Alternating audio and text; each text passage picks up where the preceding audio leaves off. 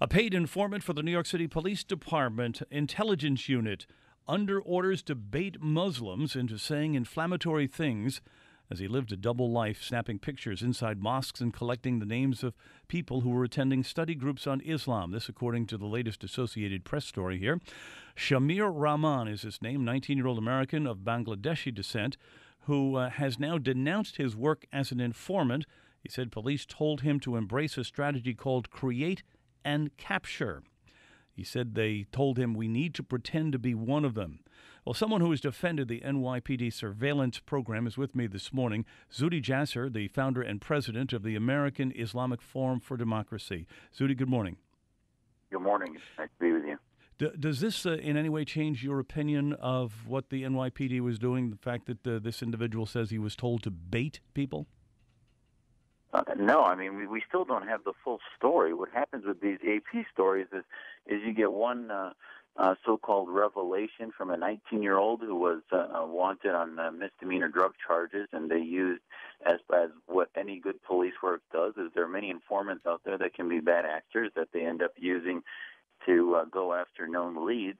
And NYPD part of this story is not going to be part of the AP because they're not able to discuss active ongoing stories. And I'm still waiting for the AP story that shows me cases that have been dismissed where judges, when they look at the evidence, say that entrapment or other things have happened, and there still hasn't been.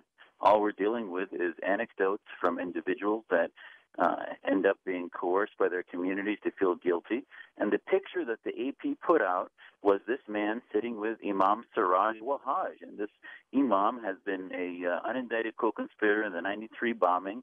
I have seen him at a national meeting of Muslims saying that he wanted to change the Constitution with the Quran and change this into an Islamic state. So these are not exactly mild actors when it comes to American policy. The issue, I guess, again, if you take the AP story for what it was and what the assertion is that we may have gone from surveillance to entrapment, or in this case, maybe baiting.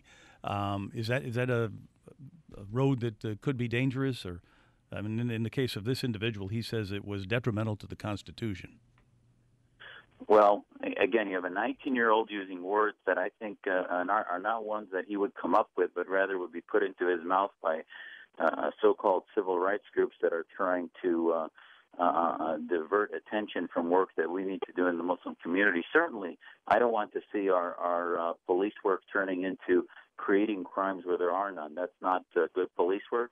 But for all we just had an arrest a week ago on an individual that was planning to bomb the Federal Reserve buildings.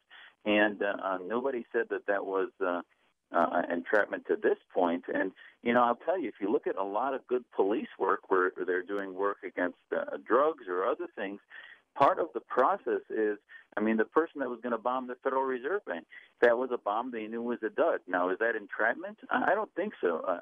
You're not going to take normal, patriotic, moral Muslims that are ever going to take a dud or anything and create it into and follow the instructions, even if they are supposedly entrapped, because they're good people. They're not going to take the bait. So I'm still trying to figure out why, if they're doing good police work, I'd rather have the FBI putting some of those ideas in their mind, or the NYPD, so that they can be monitored and then shown to be bad actors. So, again, where's the legal evidence that what they're doing is wrong and that they actually are putting these ideas into so-called good American Muslims, when in fact you have bad actors that are just trying to corner the NYPD, and you end up having these AP stories turn into propaganda for Al Jazeera or Al-Qaeda, who would say that America is anti-Muslim, anti-Islam, and the narrative becomes that we're a country against Muslims. And I think it's very detrimental when they put these stories out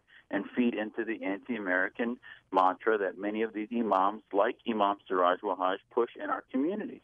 All right, Zuhdi, thank you very much for your opinion this morning. We'll call on you again. Thank you. Appreciate it. You're welcome. Dr. Zuhdi Jasser, founder and president of the American Islamic Forum for Democracy.